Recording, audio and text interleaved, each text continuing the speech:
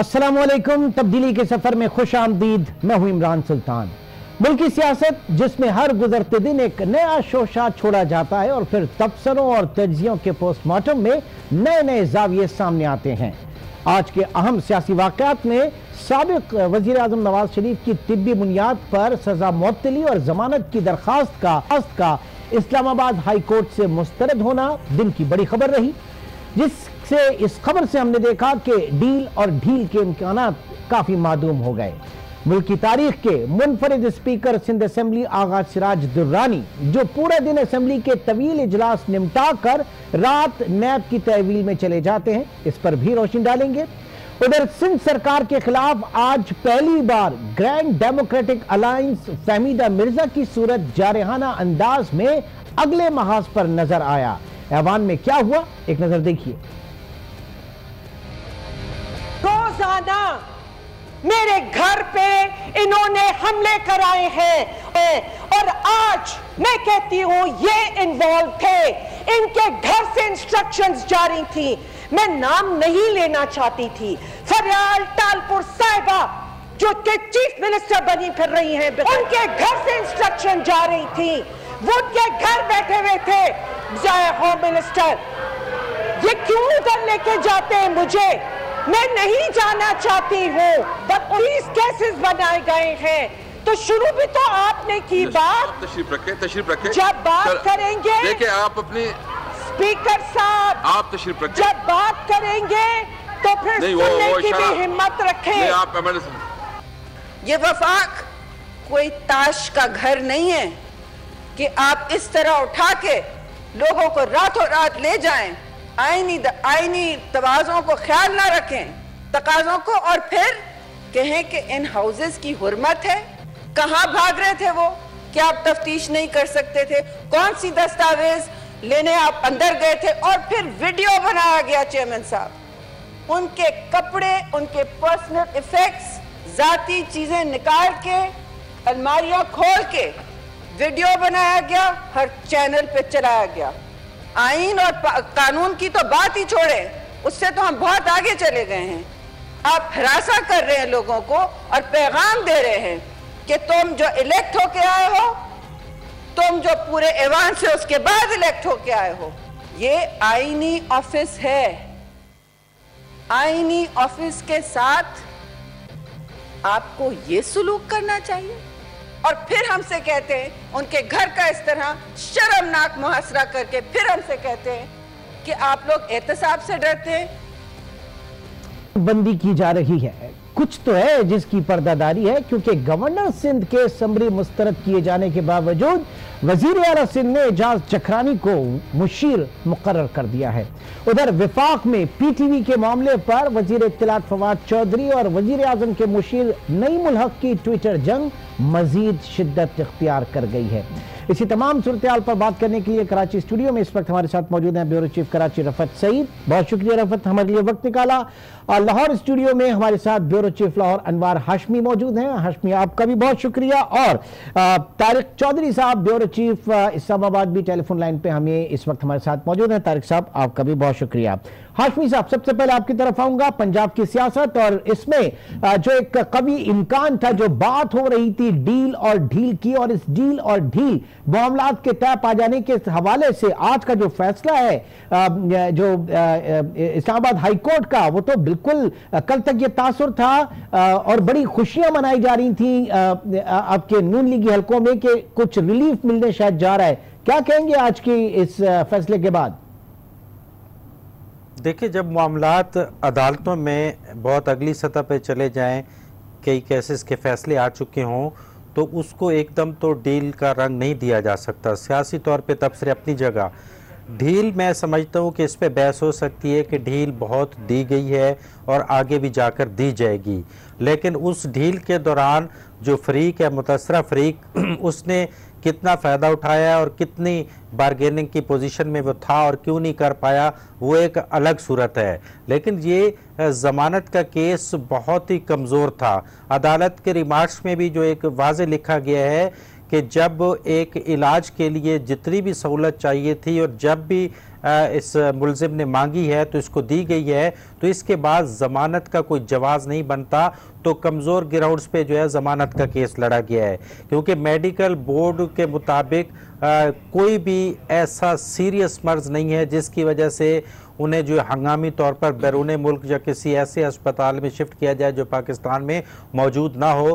तो इस बुनियाद पर जो बेंच था उसके लिए बहुत ही मुश्किल था फैसला देना कि उनको जाती उम्र रवाना कर दिया जाए या लंदन रवाना कर दिया जाए। क्योंकि अब आप देखें कि नवाज शरीफ तकरीबन इस सजा के 2-3 महीने के अंदर 3 दफ़ा ये सहूलत अवेल कर चुके हैं और उनके रास्ते में कोई जो है वो रुकावट नहीं डाली गई।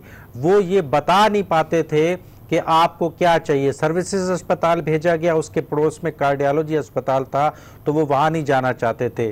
फिर सर्विसेज अस्पताल भेजा गया, जिना अस्पताल भेजा गया जहाँ पे तमाम शोबे मौजूद थे जो चेकअप करते थे और डॉक्टरों के एडवाइस करदा मेडिसिन को जारी रखते थे। और आखिरी एक मौका दिया गया कि अगर दिल के मरीज तो आप हैं, अगर आप एंजियोग्राफी कराना चाहें जो कि एक मामूली टेस्ट होता है तो फिर शायद कोई आगे सोचा जाए, तो वो एंजियोग्राफी कराने का रिस्क भी नहीं लेते थे। तो इस सतह पे फिर इतना लाड नहीं चलता कि कोई ऐसी डील करके अनाउंस कर दिया जाए कि जब 5 मेडिकल बोर्ड्स में ऐसी कोई रिपोर्ट सामने नहीं आई। तो ये सूरत हाल है जिसकी वजह से आज उन्हें दोबारा जो है कोट लखपत जेल वापस जाना पड़ा।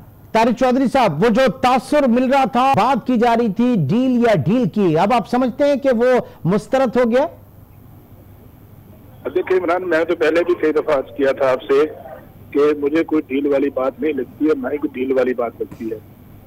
अगर कोई अदालतों से फैसले आ रहे हैं किसी के हक में या किसी के खिलाफ, तो इसका मतलब ये नहीं है कि किसी को डील दी जा रही है, बल्कि वहाँ यकीनी तौर पर कानूनी और लॉ पॉइंट पे बात हो रही है। अभी गुज़श्ता 2 फैसले जब जमानतें हुई शहबाज शरीफ साहब की और राजा कमरुल इस्लाम की, तो वो उसके बाद जो तफसीली फैसले लिखे हैं हाईकोर्ट ने, लाहौर हाईकोर्ट ने, वो हमारे सामने हैं।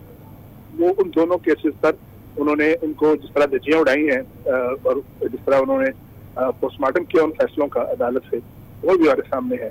इस तरह जो आज का फैसला है जमानत का, जमानत न देने का, अगर आप कुछ माह पहले जब मियां नवाज शरीफ साहब को और मरियम साहबा को जमानत दी गई थी पिछले केस में, उसके बाद सुप्रीम कोर्ट ने जमानतें देने के हवाले से कुछ प्रेसिडेंट और कुछ उन्होंने गाइडलाइन मुतय्यन कर दी थी। उसी वक्त वकला कह रहे थे कि अब आइंदा किसी मामले में इस तरह से जमानत देना जो है वो वकला के लिए जमानत लेना और अदालतों के लिए जमानत देना खासा मुश्किल काम होगा, इसलिए कि कुछ इस तरह की उन्होंने हदूदों की मुकर्रर कर दी थी। अगर उस आज के इस फैसले को तनाज़ुर में देखा जाए तो मेरा ख्याल है किसी भी कानूनी दिमाग के लिए उसको समझना बहुत आसान हो जाएगा। मुस्लिम लीग नून वाले तो पहले ही कह रहे थे कि अगर कोई डील करनी होती खासतौर पे शरीफ खानदान, तो फिर वो लंदन से यहाँ आकर कैद क्यों होते, लंबी कैदें क्यों काटते, लंबी सजाएं क्यों काटते, बल्कि उस वक्त लंदन में पनाह लेते या वहाँ रुक जाते तो शायद उनकी तरफ से आंखें बंद कर ली जाती। मेरा ये ख्याल है कि आज का जो फैसला है उसके हवाले से अगर से अभी बहुत से कानूनी पहलू, कानूनी फौरन मौजूद हैं, लेकिन ये फैसला जो है अदालती फैसला है, उस पर हम बात नहीं करेंगे, लेकिन इसके जो सियासी इम्प्लीकेशन हैं आने वाले दिनों में हम उन्हीं के ऊपर बात कर रहे हैं। जो पॉलिटिकल पार्टी के दरमियान जो कन्फ्रंटेशन है, जो जारहाना फिजा है, उसमें इजाफा होगा मेरे ख्याल है। अच्छा, रफत से भी इसके ऊपर भी ले लेते हैं। रफत, क्या पॉलिटिकल इम्प्लीकेशंस जो हैं इस फैसले के क्या पड़ेंगे? नून लीग की क़यादत और बिलखुसूस जो नवाज शरीफ साहब की जो सियासत है वो कहाँ खड़ी है? देखें, वो तारीख बिल्कुल दुरुस्त सियासी माहज़ाराई में इजाफा होगा, क्योंकि तवक्को थी मुस्लिम लीग नून को कि आज उनकी ज़मानत हो जाएगी, और कल जैसा कि उनकी साहबजादी मरीम नवाज़ ने भी एक जुमला कहा था, उन्हें भी बड़ी वो होपफुल थी कि बेल हो जाएगी उनकी।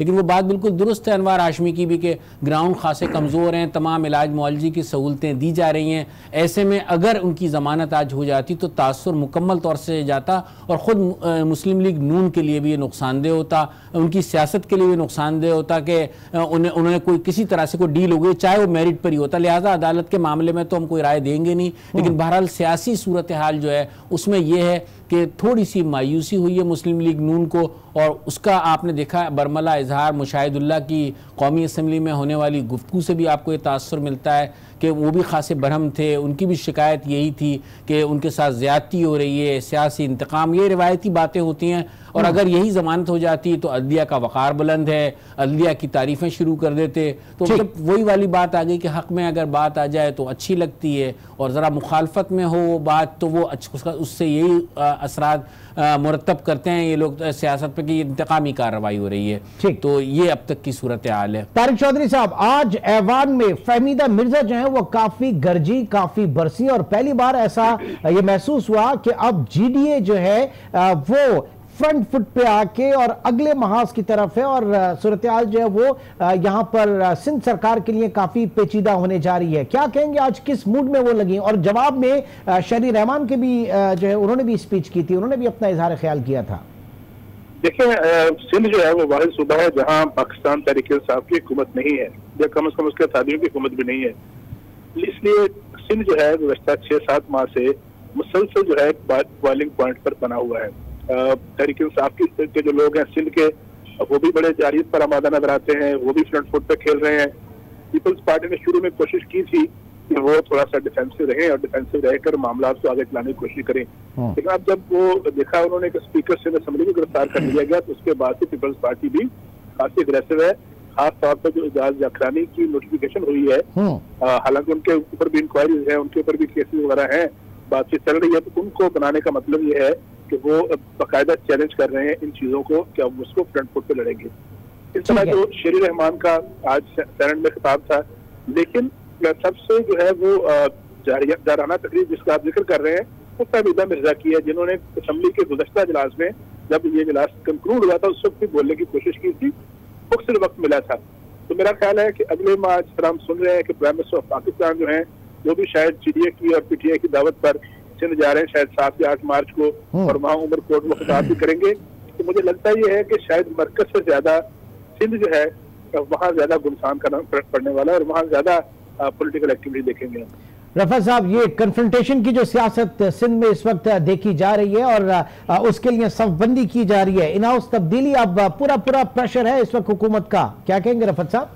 देखिए, ये बात तो बिल्कुल दुरुस्त है कि सिंध को फोकस किया हुआ है तहरीक इंसाफ ने। मैंने आपसे पहले भी कहा था कि महरों से जो राब्ते हो रहे हैं वो यूं ही नहीं हो रहे, मनसूबाबंदी यही है। जो मेरी मालूमात है, किसी तरीके से भी पीपल्स पार्टी की जो हुकूमत है उसे तब्दील किया जाए, चाहे वो इन हाउस तब्दीली हो, चाहे वो अरकान असम्बली को तोड़ कर कीजिए, कोई भी तरीका अपनाया जाए, लेकिन वो नहीं हो रहा। क्योंकि आज आपने देखा कि गवर्नर सिंध के पास जब समरी गई एजाज जाखरानी की, तो उन्होंने मुस्तरद कर दी कहकर कि एक ऐसा आदमी जिस पर इल्ज़ामात हैं, और बात किसी हद तक उनकी दुरुस्त भी है। क्योंकि आपने देखा कि जिस दिन आगा सिराज दुरानी को लाना था असम्बली में, उसी दिन पीपल्स पार्टी के कई रहनुमाओं ने बेल बिफोर अरेस्ट करवाई और उनको अंदेशा था कि गिरफ्तार हो जाएंगे। लेकिन मैं इसके साथ ये बात कहता चलूँ कि पीपल्स पार्टी भी महाजाराई पर उतरी हुई है।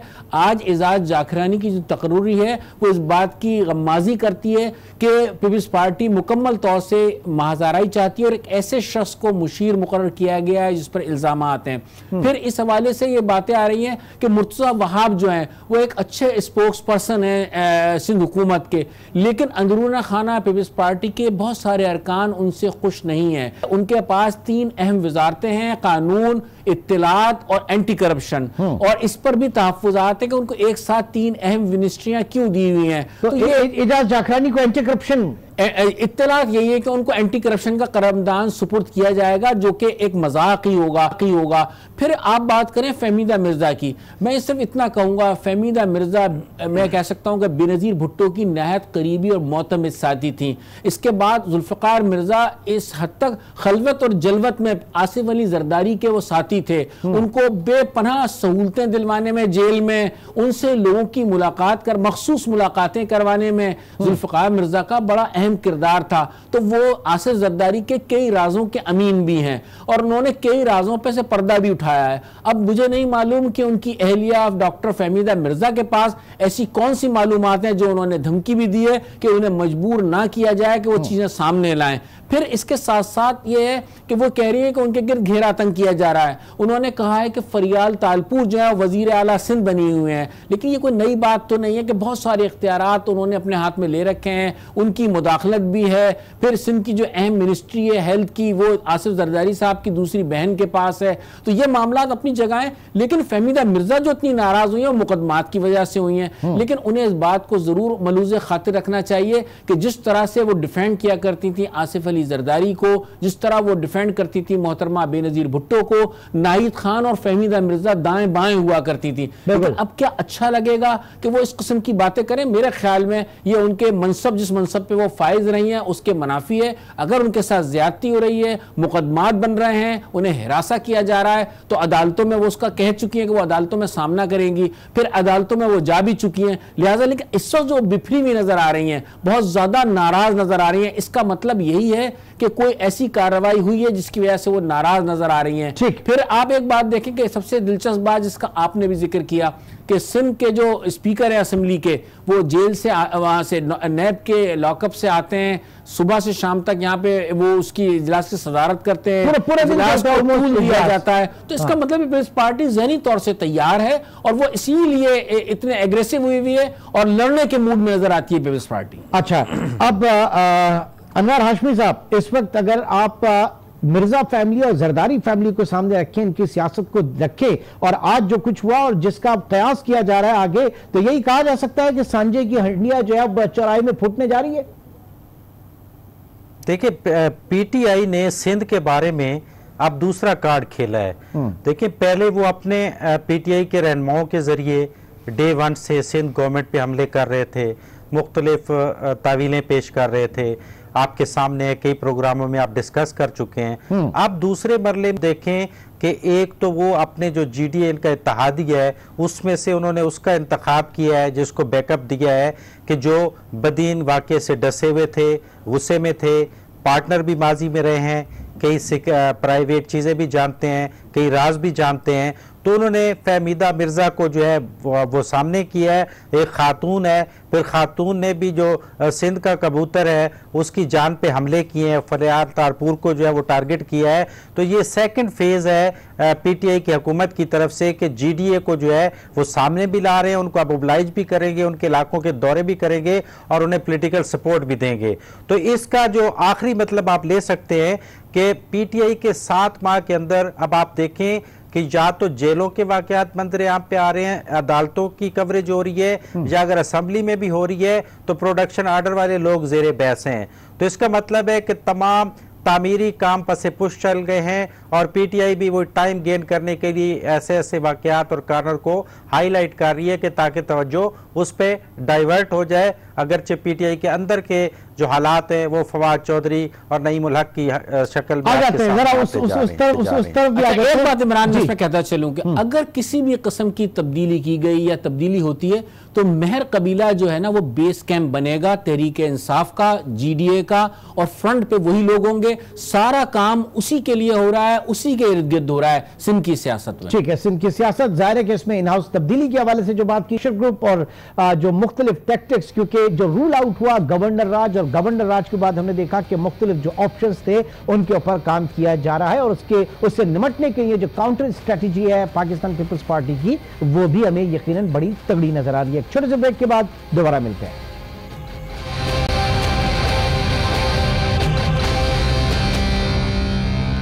तो उसको हम अभी ये नहीं कह सकते कि हर एक्ट इमरान खान के कहने पे वो इनफरादी तौर पे कर रहे हैं। जैसे स्पीकर की गिरफ्तारी हुई है और इस तरह के दूसरी गिरफ्तारियां हुई हैं, वो तो नैब अपनी कारकर्दगी चाहे वज़ीर आज़म की हिदायत पे तेज़ी दिखा रहा है, लेकिन इसी दौरान जो पीटीआई है वो सियासी हमले करके सियासी तौर पे कमज़ोर करने की कोशिश कर रही है। उसकी रीज़न देखें कि आप नवाज शरीफ वगैरह के केसेस के काफ़ी मराहल तय हो गए हैं, उनको कुछ रिलीफ भी अदालतों से कानूनी तौर पे मिल रहा है। तो आसिफ अली जरदारी और उनकी जमात जो है जब घेरा उनके खिलाफ तंग हुआ है तो उनकी रवैया नून लीग के बारे में बहुत नरम होता जा रहा है। आज भी सबसे बड़ा जो रद्द अमल पॉजिटिव आया है नून लीग के हक में वो खुर्शीद शाह का था, जो नवाज शरीफ की इस पे जमानत मुस्तरद होने पे आया है, तो खुर्शीद शाह ने वाजे जो है वो रद्द अमल दिया है। तो इससे अंदाजा लगाया जा सकता है कि आने वाले दिनों में अभी जो ये नैब के केसेस हैं, ये इस तरह की गिरफ्तारियां हैं, उस हवाले से पीपल्स पार्टी जो है वो कमजोर पिच पे खड़ी हुई है, क्योंकि तकरीबन मार्च के पहले हफ्ते में JIT की रिपोर्ट जब सामने आएगी तो उससे भी एक सियासी हलचल पैदा होगी। तो PTI जस्ट जो है उनको पॉलिटिकल कमजोर करने के लिए नैब की गिरफ्तारियों का फायदा उठा के तो उनको बेनकाब करने की एक हिकमत अमली कर रही है। चौधरी साहब, एक जानिब तो नून लीग, दूसरी जानिब मौलाना फजलुर रहमान के हवाले से भी आगा सिराज दुर्रानी की गिरफ्तारी के फौरी बाद जो जरदारी साहब का स्टेटमेंट था उसमें उनको बड़ी शिद्दत से मौलाना साहब याद आए थे। क्या स्ट्रैटेजी मुमकिन है, स्ट्रैटेजी ऑपोजिशन की इस वक्त हो सकती है? तारिक चौधरी साहब, गालिबन तारिक चौधरी से हमारा राब्ता मुनक़ता हुआ, इसी को जरा टेक लेते हैं रफत सईद से इसके ऊपर। जी रफत साहब, मौलाना फजलुर रहमान जो है बड़ी शिद्दत से याद आए पिछले दिनों जरदारी साहब। देखिए, मौलाना फजलुर रहमान शुरू दिन से आसिफ अली जरदारी को कायल करने में लगे हुए हैं और एक उनका बिल्कुल एक खुला जिसे कह सकते हैं कि एतराज़ है जो मुस्लिम जो तहरीक इंसाफ के बारे में जो उनकी राय है वो शुरू दिन से है, वो शुरू दिन से मुखालफत कर रहे हैं, शुरू दिन से वो आमादा करने की कोशिश कर रहे थे नून लीग को भी और पीपल्स पार्टी को भी। लेकिन अगर आप जलसे के हवाले से देखें, पब्लिक को जमा करने के हवाले से देखें तो वो ताकत का मुजाहरा कर लेते हैं। उनकी एक बड़ी फोर्स सिंध में भी मौजूद है, सिंध के जो मदारिस हैं उनमें उनकी खासी फॉलोइंग है। आपने कल का भी एक जलसा देखा जो उन्होंने वहां पर किया है, आप देखें कि लोग हद नजर, मैं कहूंगा कि हजारों अफराद थे उसके अंदर, और कराची में भी वो ताकत का मुजाहरा कर चुके हैं माजी में भी, और जहां भी वो जलसा करते हैं उनकी एक फॉलोइंग है, वो उस फॉलोइंग के जरिए जो है मजहबी कुव्वतों को आगे लेकर चलने के लिए। तारिक चौधरी, जरदारी साहब को पिछले दिनों मौलाना फजलुर रहमान बड़ी शिद्दत से याद आए थे, क्या कहेंगे? देखिए, मौलाना फजलुर रहमान साहब जो है उनकी बड़ी शदीद ख्वाहिश है कि एक कोई ऐसा अलायंस बन जाए जो कि हुकूमत के खिलाफ एजुकेशन भी करे और हुकूमत की रुखसती के लिए भी इक़दाम करे, कोशिशें करे। लेकिन अभी तक मुस्लिम लीग नून और पाकिस्तान पीपल्स पार्टी उस तरफ उस सिमत नहीं आ रही। तो बुनियादी वजह उसकी ये है कि पीपल्स पार्टी और मुस्लिम लीग नून के दरमियान, खास तौर पर उनकी क़यादतों के दरमियान, जो उनकी सेकंड लाइन क़यादत है वो तो शायद मुतफिक है और उनके दरमियान कोऑर्डिनेशन भी है, लेकिन मियां नवाज शरीफ और आसिफ जरदारी दोनों के दरमियान इत्मीनान की फिजा नहीं है, और इस इत्मीनान फिजा कायम करने के लिए कुछ लोग कोशिश कर रहे हैं। लेकिन जहाँ मेरा ये ख्याल है कि जब तक आसिफ जरदारी साहब जो है उनके खिलाफ ये जो फेक अकाउंट्स वाला मामला है उसकी तहकीकात जो है जारी है, और जब तक मियां नवाज शरीफ जो है वो जेल में है और सिचुएशन ऐसी है जिस तरह इस वक्त है, तो मेरे नहीं ख्याल कि दोनों इस पोजीशन में होंगे कि वो कोई ऐसा अलायंस कायम कर लें, अलायंस कायम करके हुकूमत को गिराने की कोशिश करें। जाहिर है एक नेचुरल सी बात है कि एक शख्स जो जेल में हो अगर वो ऐसी कोई कोशिश करेगा तो हम लाभ कह लें, उनकी तरफ से उस पर जाहिर है जो मुश्किलात जो है उसमें इजाफा हो सकता है। तो मेरा ख्याल है कि उन मुश्किलात से अवॉइड करने के लिए आसिफ जरदारी साहब और नवाज शरीफ साहब जो है अब भी उस मकाम पर जाने के लिए तैयार नहीं है जहाँ फजलुर रहमान साहब उनको ले जाना चाहते हैं। ठीक है, यानी मौलाना साहब जो है वो पॉइंट ऑफ नो रिटर्न के ऊपर जाने की बात कर रहे हैं, और जो इस वक्त मुमकिन नहीं है शायद दीगर दोनों लोगों के लिए। जी जी बिल्कुल ठीक है, ठीक है आपका कि ऐसी सूरत हाल है कि फजलुर रहमान साहब के स्टेक्स और हैं, आसिफ जरदारी के और मियां नवाज शरीफ साहब के स्टेक्स और उनके मुफादात और उनकी सियासी इंटरेस्ट। जाहिर है कि ये बड़ी मुफादात की जंग है, चाहे वो हुकूमत हो या वो लोग जो कि इस वक्त ना हुकूमत में है ना अपोजिशन में है, असेंबलियों में नहीं है, लेकिन वो भी चाहते हैं कि किसी तरीके से उनका जो ड्यू किरदार जो हमेशा से दिहाइयों से रहा है मुल्की सियासत में वो आए, और उसके लिए वो इस हुकूमत को किसी न किसी तरह गिरा के नए इंतखाबात की राह हमवार करने के लिए देख रहे हैं। तो इसका भी जायजा लेंगे मजीद आगे क्या चलता है। लेकिन पाकिस्तान तहरीक इंसाफ हुकूमत जिसमें फवाद चौधरी वजीर इत्तलात और वजीर आजम के मुशीर नईम उल हक के दरमियान ट्विटर जंग जो है वो मजीद शिद्दत इख्तियार कर गई है। PTV का क्या मामला है इसके ऊपर हम छोटी सी बात करेंगे, छोटे से ब्रेक के बाद दोबारा मिलते हैं।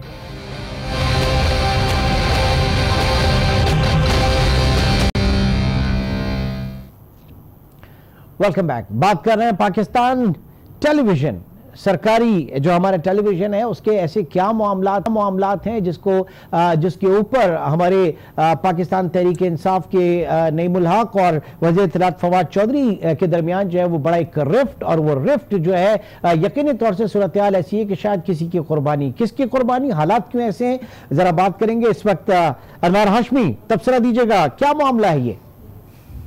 देखिए, ये दो चीजें साथ साथ चल रही हैं। पीटीआई में फवाद चौधरी जो है वो अगर अब पीटीवी के इशू पे आएंगे तो वो हो सकता है कि फवाद चौधरी मेरिट पे उस पर डिस्कस कर लेते हैं। अब बुनियादी तौर पे अपने मिजाज की वजह से वो अपनी पार्टी के अंदर भी इतने पसंदीदा नहीं है। जब बनी गाला का ग्रुप हुआ करता था तो अगरचे फवाद चौधरी वहां मौजूद होते थे, प्रेस कॉन्फ्रेंसें भी करते थे, लेकिन वो उस किचन कैबिनेट में उनको शामिल नहीं किया जाता था जिसमें नईमुल हक थे, जहांगीर तरीन थे, फैसल जावेद थे, एक लंबी लिस्ट आपको नजर आया करती थी। तो उस वक्त भी ये उनके पसंदीदा शुमार नहीं होते थे।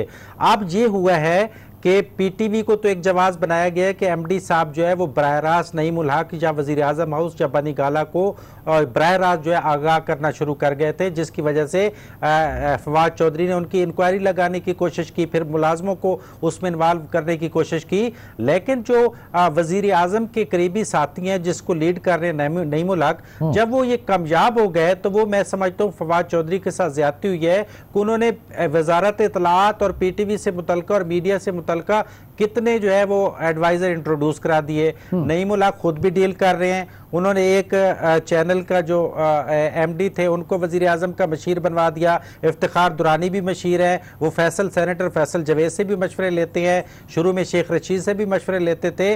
तो फवाद चौधरी और इवन के अली मोहम्मद खान का भी नाम इंट्रोड्यूस करा दिया था मुतबादिल वजीर इत्तलात का। तो फवाद चौधरी के तो आसान खता हो गए कि ये नईमुल हक क्या करने लगे हैं, तो जिसके बाद उन्हें कहना पड़ा कि बड़ा है शाह का मसाइब फिर इतरा था।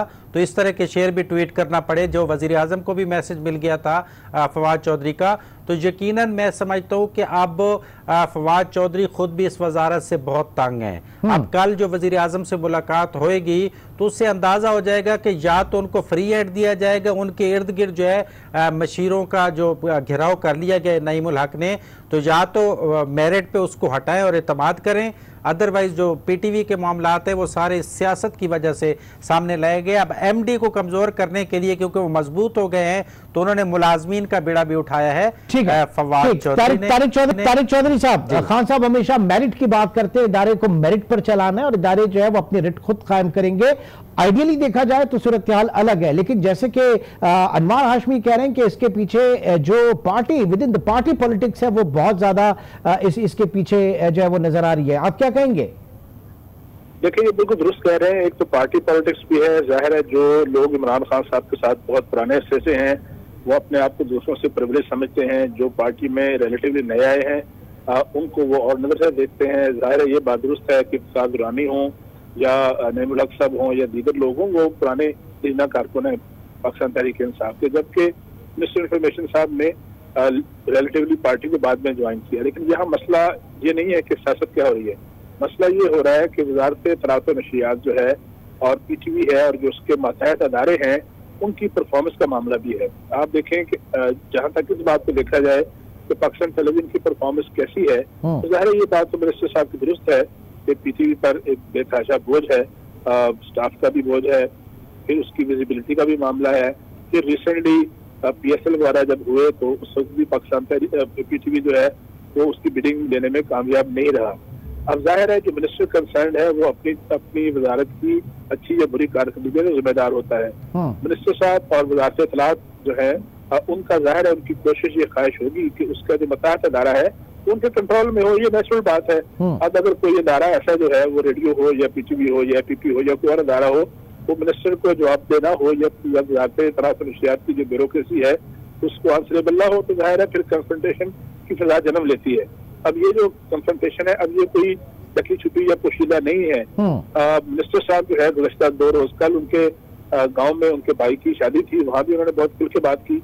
उन्होंने कहा कि मेरे बिल्कुल इख्तलाफात हैं और मेरा इस पे इख्तलाफ रहा है MDP TV के मामले पर, और मैं इस इख्तलाफ को प्रेमसिंह सामने बयान भी करूँ और बयान कर भी चुका हूँ। आज फिर कैमरा के हेडक्वार्टर में जो मिनिस्ट्री इंफॉर्मेशन जो वजारत इत्तलात की सेनेट कमेटी है सेनेट की, उसका इजलास था। वहाँ पीटीवी के जो मुलाजमीन है वो बाहर एहतजाज कर रहे थे और अंदर मिनिस्टर भी और बाकी लोग भी बैठे थे। वहाँ भी जो था यही मामला ज़ेर बहस आया और उस इजलास के अंदर और इजलास के बाहर भी मिनिस्टर साहब ने एक मरतबा फिर खुलकर कहा कि वो एमडी पीटीवी और पीटीवी की परफॉर्मेंस से मुतमिन नहीं है और वो अपने प्राइम मिनिस्टर को, जो कि उनकी टीम के कप्तान है, उसको ये कहेंगे कि उनका मॉनिटर देंगे, बाकी जो है फैसला प्राइम मिनिस्टर करना है।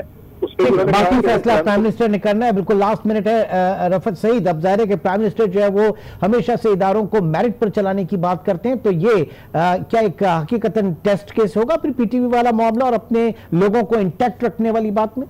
देखें, पीटीवी एमडी अरशद खान एक प्रोफेशनल आदमी हैं और मेरे ख्याल में प्रोफेशनल अप्रोच के साथ ही वो चलाना चाहते हैं। लेकिन अब जिस किस्म का झगड़ा पड़ गया, ये बात बिल्कुल दुरुस्त है कि कई एडवाइज़र हैं, कई मुशीर हैं और इस तरह की फ़ौज एक अलग से बनी हुई है जो पैरेलल चल रही है। तो मेरे ख्याल में उसमें जो मैं यही कहूँगा कि कुर्बानी जो है वो फवाद चौधरी की हो सकती है और फैसल जावेद एक मजबूत उम्मीदवार के तौर पर सामने है। माजी में भी ख्वाहिश थी, क्योंकि पीटीवी एक ऐसी जगह है और जो वजारत इत्तलात का एक चार्मिंग पोजीशन है, टीवी चैनल्स पे हर वक्त मौजूद होता है, स्पोक्स पर्सन है, टीवी के लोग उसके आगे पीछे हैं और एक अलग एक सल्तनत है इंफॉर्मेशन मिनिस्ट्री, तो उसके मजे सब लेना चाहते हैं। और मेरे ख्याल में जब फवाद चौधरी आगे आ गए तो बहुत सारे लोगों के अरमानों पे ओस पड़ गई थी और अब लोग खुश हैं। और जब नईमुल हक ने ये मामला संभाले हैं तो दो कैंडिडेट बहुत मजबूत उम्मीदवार के तौर पर सामने, आज नहीं तो कल नहीं तो परसों या चंद दिनों में ये तब्दीली जरूर आएगी, इंफॉर्मेशन मिनिस्ट्री की तब्दीली का। लेकिन वो